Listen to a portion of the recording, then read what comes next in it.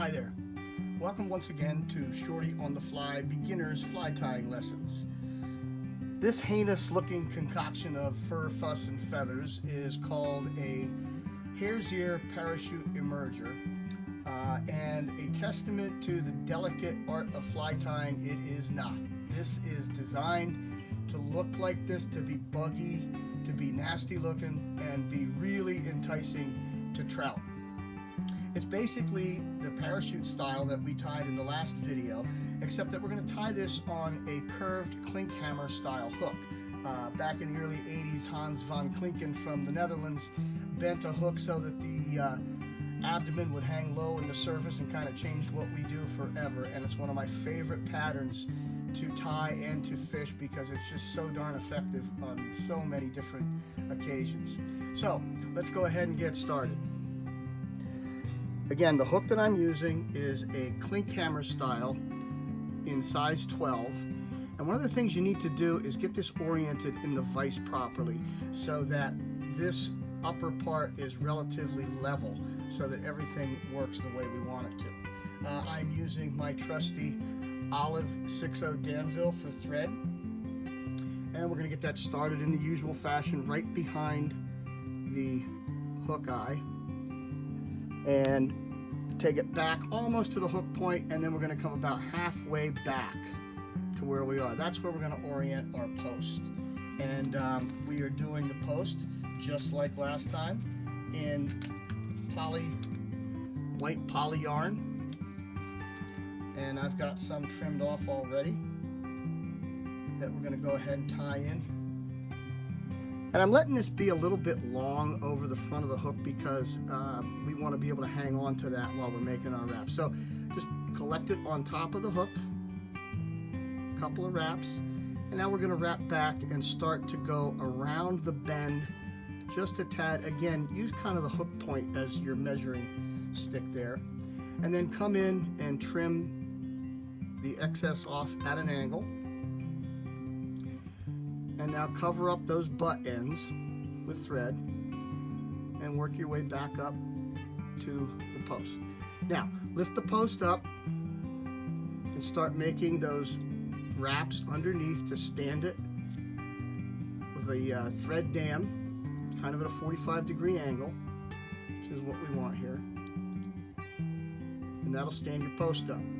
Now, we're going to wrap around the post to give it more stability. If you kind of invert your bobbin and you see it's almost parallel to the hook shank if we can get it. And I do see I have one wayward fiber there, and we're going to trim that out. But just take wraps right up the post about the same distance from the hook eye back to the post. That's what you're looking for. And then come right back down. Now we have this one errant fiber. Just trim it on out. And now to measure the wing or the post, we want to pull it back and use the back edge of the hook as a guide. Snip it off, and there we are. And as I did in the last video, I want to put just a little bit of super glue to stabilize the post. Now in this time, we're not going to be using a tail. We're going to be using a trailing shuck. And for that, I'm using Zelon in brown. And when you take it off the hank there, it can be a little bit too thick. So I'm going to take and pull some fibers away because we don't want this to be overdone. I probably have about a third there. And then I'm going to come in and even up the tips. Now go ahead and tie that in right behind the post and make wraps working your way down.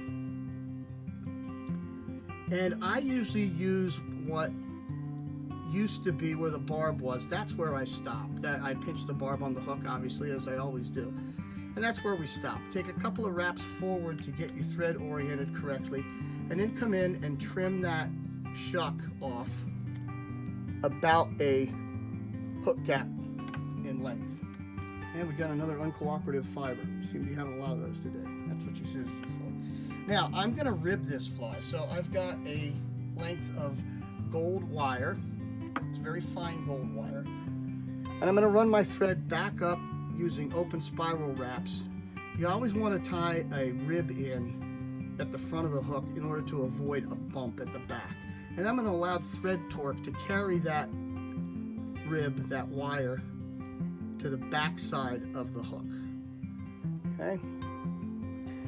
And then for my body material, I'm using my homemade hare's ear dubbing. You can use the store-bought stuff if that's what you have. But if you make it yourself, it's a little bit buggier looking. It has the more guard hairs in than the store-bought stuff does. So it gives us that unkempt, for lack of a better term, buggy look that we all like so much. And I'm dubbing about a 3-inch noodle on there. And then I'm gonna start wrapping. Now, on this curved hook, you still have to kind of wrap at a 90-degree angle to the hook. If you try to just go up and down, it's not gonna give you the effect that you want, and it's a little bit harder to wrap. So I'm gonna take that right up almost to the post. And yeah, that's nasty looking and buggy looking, but that's okay. And now I'm going to take probably 5 wraps with my rib. And that's just going to reinforce the dubbing and make it a little bit more sturdy and durable. I'm taking 4 wraps around, and then I'm going to helicopter my wire to break it off close. Now you want to reach for that expensive tool that I mentioned in the previous video with popsicle stick with some Velcro on, and come in here and let's just rough that up a little bit more. Get those guard hairs sticking out. And yeah, that's fine. Now we got a couple that are a little long, so I'm going to come in and tidy that up just a tad. But I do want those because it looks like, you know, little filaments, little legs or whatever, what have you, hanging off it, and that's just fine. Now, for the hackle, I'm going to use a barred rusty dun, the Charlie Collins hackle. But if you, whatever you have that looks a little bit like a grayish or brownish color will work just fine. And we want to prepare the hackle again by getting all this lower stuff out of there.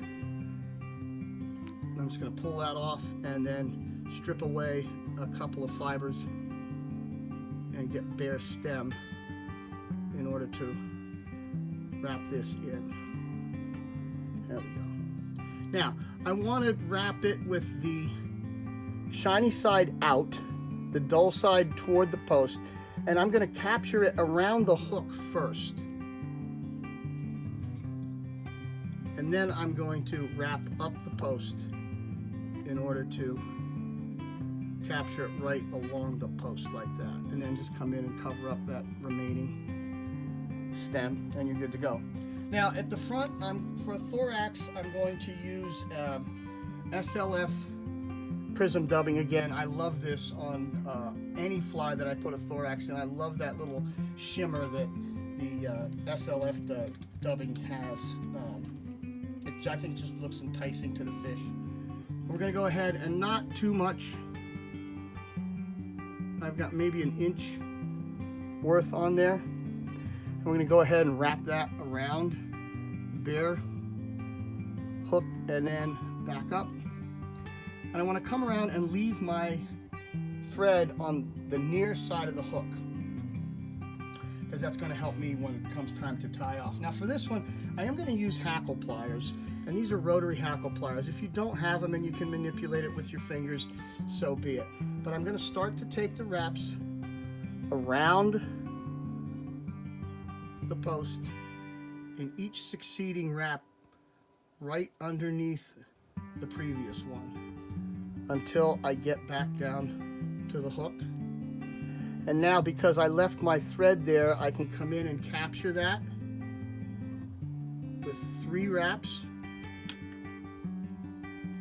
Come in, trim away the waste. And once again, I'm going to finish this fly on the post. Your whip finish tool, you do it the same way as you would if you were going around the eye. Just instead of hitting the eye, continue, take it right around the post at the base.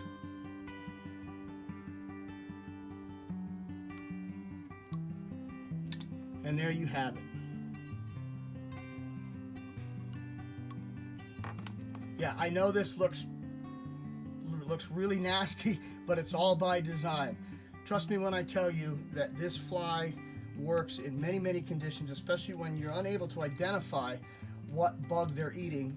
And you can tie it in a variety of combinations, as I've mentioned before. Any mayfly pattern, just alter the body material, the size of the hook, the color of the hackle, and they work in all kinds of conditions. I think it represents an insect that's struggling in the surface, and you know, trout or predators, they want to go for the thing that's going to take the least amount of work, and this is one of those things that brings them up.